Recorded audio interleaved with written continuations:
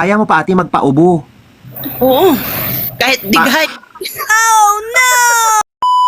Wow! Nako, mukhang maasim, may asim pa to si ate.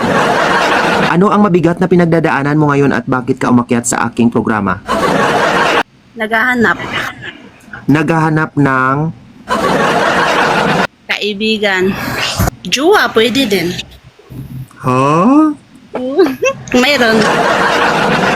Wow, sa lagay na yan ate, naghahanap ka pa ng jowa? Hindi ba pwede? Pwede naman. Ang tanong, may gata pa ba? Awas-awas pa. Ay, hello. Relax ka lang. Akong bahala sa'yo. Gagawin natin ang paraan. Dead or alive, makahanap ka man ng jowa mo.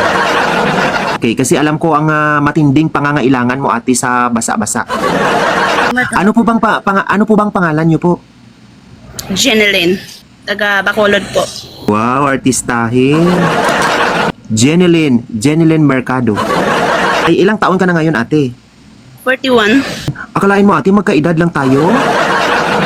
Pero sa lagay na yan ay parang may mali. Single mom. Wala, hindi naman ako nagtanong ate. Sinabi ko lang sa'yo. Hindi ako interesado. Ay, ilang anak meron ka ate? 4 po. 4 na po? 4 lang. 4. 4. May 4 ka ng anak, may gana ka pang maghanap ulit. So ilang taon nang nabakante ang banga-banga mo? 7 taon po. 7 years na. So, hindi ka talaga nagtangka dyan ate na maghanap? Hindi pa kuya, kaya nga awas na awas eh. Age of 41 ay malago pa ang iyong buhok. In short, ikaw ay mabuhok pa. Sobra. Sobra. Sobra ang pagkamabuhok mo. Hindi pwede ang makapal. Ano bang buhok ate ang na makapal ang pinag-uusapan natin dito? Akala ko buhok sa baba. Naku ate, ikaw talaga ate, napaka ano mo ate, advance mo mag-isip. Iniwasan ko nga yung mga ganyang tanong ate. Kasi bawal yan. Tayo ay more on inspiring message ang pinag-uusapan natin dito. Kaya nga sinabi ko sa iyo ate kanina na ikaw ay isang mabuhok na babae.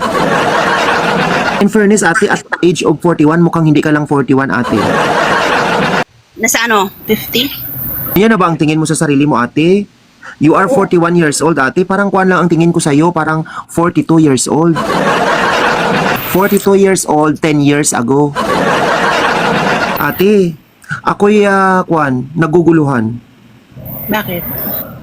Sa edad na 41 ate, mabula pa ba? Oo. Oo. Babula. Tawa ka ngayon. Kaya mo pa ate magpaubo. Oo. Kahit dighay. Ano bang pakiramdam pag umubo? Luwa mata mo. Amo luluwa, hindi luluha. Ano bang mukha ng pag-ubo? Sabi mo kanina na gusto mo magpaubo. Yep. O, kung gusto mo, sampulan kita eh. Ganito ang pag-ubo ate oh. O, ganun. Kuya, bababa Naku na ate. lang. Huwag ka talaga ate bumaba. Naku si ate, nang good time.